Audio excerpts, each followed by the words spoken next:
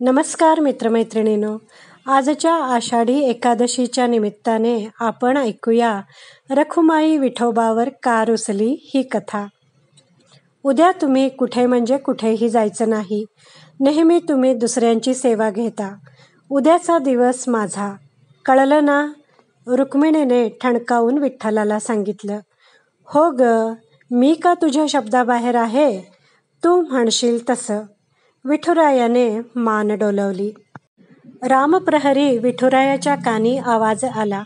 दळिता कांडिता तुझ गायीन अनंता. त्याने डोळे उघडले. शेजारी रखुमाई झोपली होती. तो तसाच उठला आणि निघाला त्याच्या जनीकडं. तिचं दळण दळून येईपर्यंत इकडे रखुमाईने गरम पाणी काढून ठेवलं होतं. आलात दळण दळून? बसा, अंग चोळून देते तुमचं.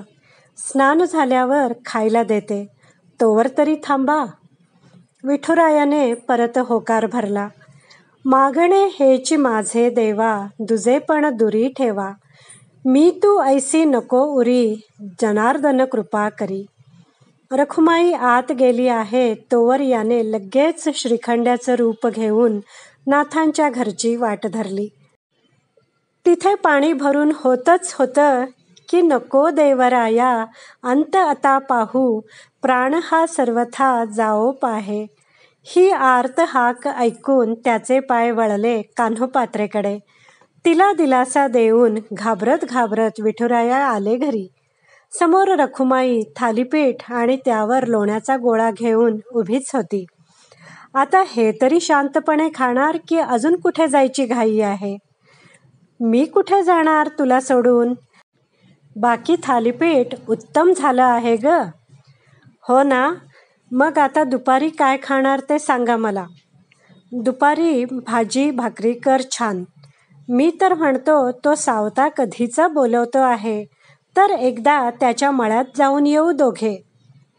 मी नाही येत, जा तुम्हीच, चिडून रखुमाई बोलली. पडत्या फळाची आज्ञा घेऊन विठुराया निघाला. कांदा मुळा भाजी अवघी विठाई माझी. सावताच्या मळ्यातील थोडी ताजी भाजी रखुमाईचा राग कमी व्हावा म्हणून घेतली त्याने. तोच एका बाळाच्या रडण्याचा आवाज आला. केशवाचे ध्यान धरुनी, अंतरी मृत्तिके माझारी नाचतसे, असं म्हणत बाळाला तुडवणारा गोरा कुंभार दिसला. त्या बाळाला वाचवून त्याला त्याच्या हवाली करण्याच्या गोंधळात त्याची भाजी कुठेतरी राहून गेली. तसेच मातीने भरलेले कपडे घेऊनच तो पंढरपुरी परतला.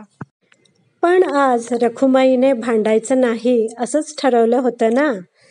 कपडे बदलून या, तोपर्यंत भाकऱ्या करायला घेते. तिने गरम भाकऱ्या करायला घेतल्या, पण त्या काही त्याच्या घशाखाली उतरेना. तुपाची वाटी आणि नैवेद्य घेऊन उभा असलेला नामदेव सतत त्याच्या डोळ्यासमोर येऊ लागला. आपण नैवेद्य ग्रहण करेपर्यंत तो काहीही खाणार नाही हा विचार पिछाच सोडेना. रखुमाईला भाकरी वाढ असं सांगून विठुराया आला नामदेवांकडे. तो म्हणतच होता, तरी वेणुनादी जेवण करा गोडू.